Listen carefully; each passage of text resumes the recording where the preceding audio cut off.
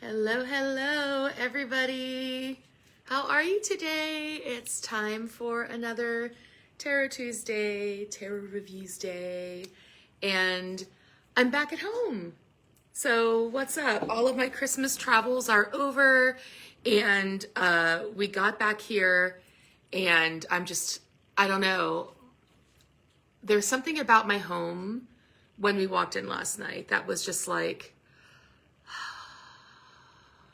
I don't know what it was, but it could have been the fact that my husband bought me a loom for Christmas, and I'm really excited to start using it. So, but this has zero things to do with tarot.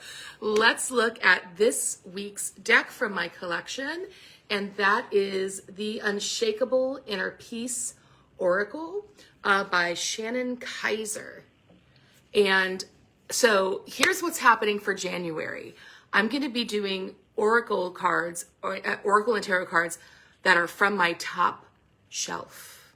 Now, my top shelf is reserved for all of my most used decks, the ones that I use very frequently in my readings, the ones that for me I feel very connected to and very powerful, but also that have a lot to do with themes that we're thinking about right now, like self-improvement or goal setting, that sort of thing. So this is probably one of my favorite ones, and a really, really great one to start the new year off if this is when you're celebrating your new year.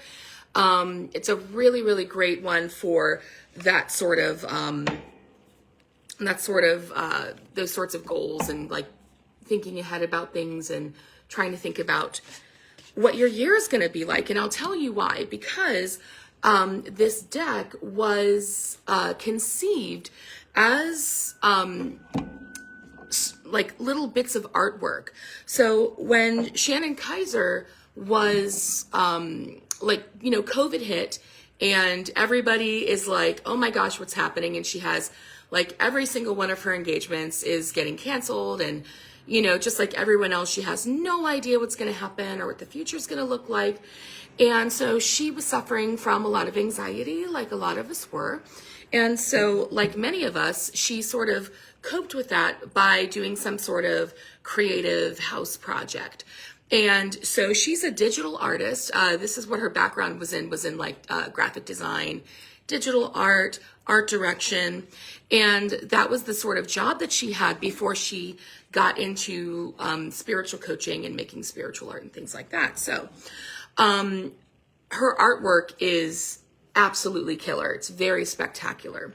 So she was making like little bits of art every day and realized, oh my gosh, I think I might have an oracle deck on my hands.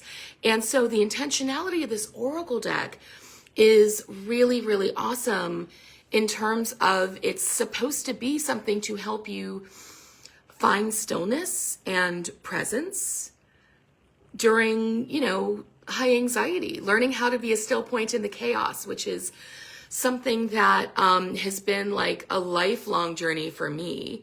Just trying to, and it's never a perfect project. I'm always going to have work to do, but like I made it through the airport yesterday. I am not awesome at being a still point in the chaos, but I grow and I learn and I try and I never give up. And this deck is really helpful. I initially bought this deck for a very good friend of mine for her birthday, and I wound up loving the artwork so much that I couldn't stop thinking about it. And I was like, yeah, I'm just going to have to go back to Books A Million and get myself one. So that's what I did here. So it's digital artwork, very fantasy, very spiritual, lovely, like fantasy landscapes, but it's also, there's something quite, it's like a digital collage as well, where she's combining a lot of elements. She'll superimpose a lot of things together. You have parts of clarity, parts of where things are a little more inchoate, a little more nebulous. And then you'll have things that are very realistic, like people, but then you'll have like something a little flatter, like some of these designs. But everything together is meant to be very spiritual. And the cards themselves are just very powerful. They carry very powerful messages. Like this one, number 5, to receive, you must release. So this is the kind of deck that I really love to use in a reading where I'm working with a client or with a personal issue that has to do with finding that unshakable peace, not where you already have it, but how unshakable peace or learning to develop that peace can help you access a solution to the problem, can help you find that stillness in the chaos that you're experiencing. So she's very useful. That's why she's on my top deck, and I use her a lot. This is what I mean here with like some of the superimposition happening here. Lots of flowers on this deck, lots of starbursts on this deck, crystals, all kinds of things that just make this a really yummy deck. But for me, it's these really like hyper rich colors that she uses that I think are just beautiful. I love how this one's very dreamy. This one says things are not what they seem. You're only trapped by your illusion. So it's very, very articulate the way that the art and the text comes together. But yeah, lots of beautiful, gorgeous color, stars, galaxy, nebulas, just the kinds of things that really sort of melt my aesthetic butter, if you will. So yeah, she's a very popular one, and that's why she's on my top shelf. So let's do a little shuffle-roo and see what kind of a message that we get today for the collective. And I have a friend on here with me. I wish Facebook would tell me who you are. Yay, this one. Ooh, what do we have? Ooh. All right, you can radically change your results by shifting your beliefs. And here we have, what belief is limiting you? This is a really great card, and I'm going to tell you why. For me, as somebody who reads professionally, I have a few clients that I've been working with for several years now, and I find that I will have people that I see, and they kind of get stuck in a little bit of a loop where they're getting the same message over and over and over, and it's very frustrating. And they're like, why is this all they're giving me? Why am I not getting it further insight? And it could definitely be my own limitations as a reader.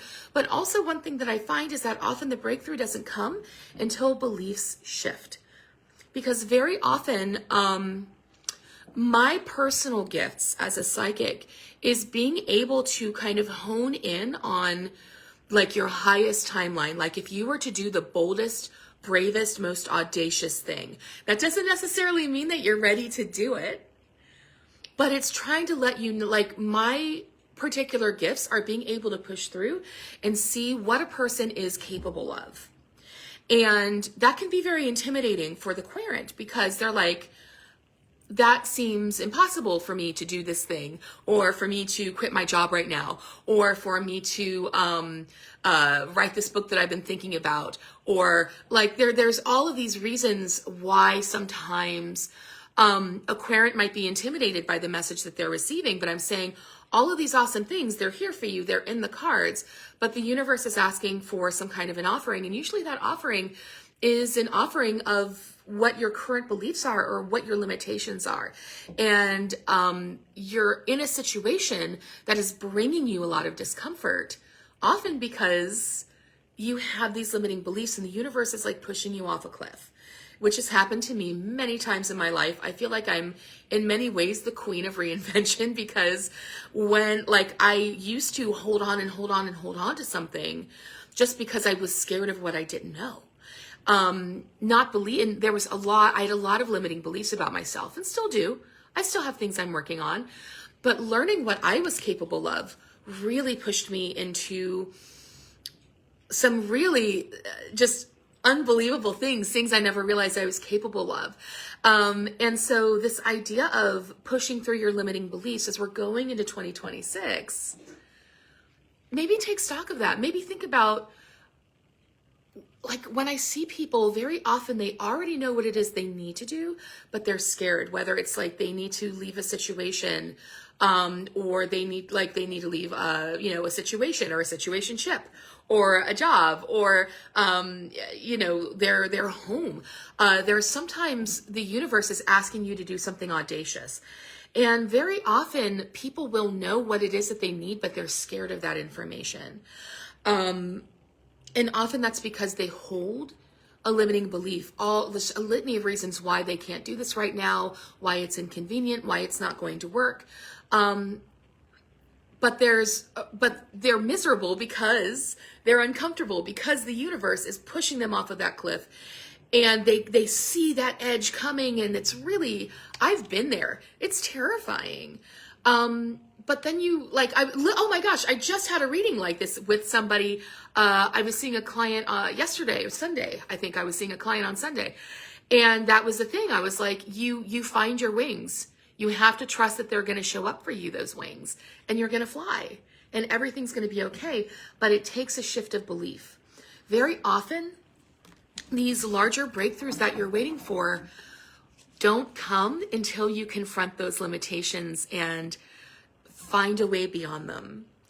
So as we're going into 2026, maybe take stock of, where am I feeling limited? Where am I saying no? Where am I feeling afraid to take the next step? And remember, it doesn't have to be like instant flight, right? But what is the next best little baby step that you can take towards beginning to even believe it's possible that you could say yes instead of no, right? What kinds of little small daily choices can you make, right? So like, people who've known me for a long time know that I've had this trajectory, and it began with a lot of no's. Here's all the reasons why I can't leave this job that I've been at forever, that I was comfortable at, where I made all of my best friends. And, here was all the reasons why there was a no, right? But then when I found myself getting pushed off of that cliff and I needed to fly, little micro choices brought me there. I saw that edge coming. So I applied for college, something I'd been thinking about doing for years and years and years, right?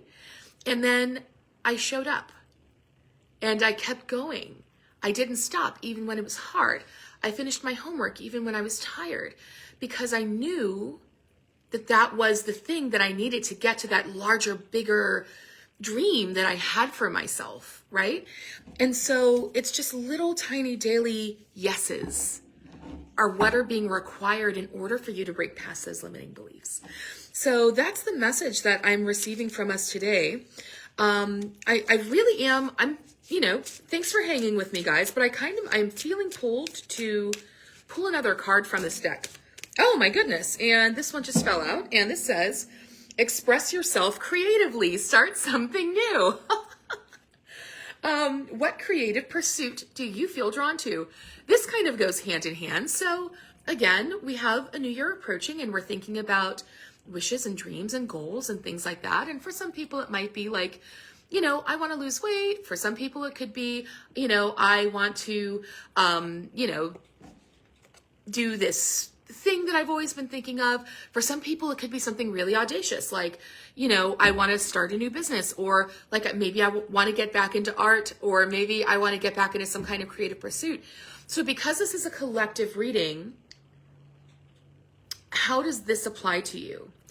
Have you had some sort of creative dream or something new you've been wanting to start, or is there a new modality in which you've been wanting to express yourself that you've been putting off because you've been too busy? Or like, I know a lot of people who were like, oh, I used to belly dance, but then like I had kids and it's been a while because I had a lot of obligations. And then suddenly they're finding themselves free of those obligations, and they're like kind of sticking their toes back in. That's a story for a lot of my students. Are you at a time in your life where you're wanting to start something creative, you're wanting to start something new, but you have those litany of reasons why, no, I can't do that? You're being encouraged right now to try and find that yes instead. The yes has to be authentic, right? Or you're going to be you're just not ready. You're going to be too terrified. But how can you begin to find those baby steps towards that yes, towards some bigger creative pursuit that you might want to undertake, or some form of creative expression that you've been curious about? Is it, I don't have money for supplies? Or is it, I don't have time? Or is it, oh, as soon as I start this, I'm just gonna, I know myself, as soon as I start this, I'm just gonna drop it, and get bored. Like, there's all kinds of reasons why people might say no. But you're being asked to challenge those limiting beliefs and start whatever that new thing is. Even if it's your new year, even if it's like creative expression in the new year, even if it's like creative use of your throat chakra within the new year, right? There's all kinds of ways that this can be applied in a collective reading. But yeah, I think these two cards go together really beautifully. This idea of how can I push past my limiting beliefs, and hey, what can I do to begin to express myself more creatively? What new thing might I undertake that might give me this creative spark, right? And these really are interests that kind of go hand in hand at this time of year. So, all right. I feel that that's the complete message. I am offering you all so much love. I am so grateful to those of you who watch these videos through to completion. I am so grateful to the person who has been hanging with me through this entire video. So grateful. Hi to my mama Lynn, who, she watches every week. And I'm so grateful for her. Have an amazing new year. And if this is not your new year, have a great January. I'm going to be back next week with another really fun deck from the top shelf. So stay tuned and take care. Mwah. Bye-bye.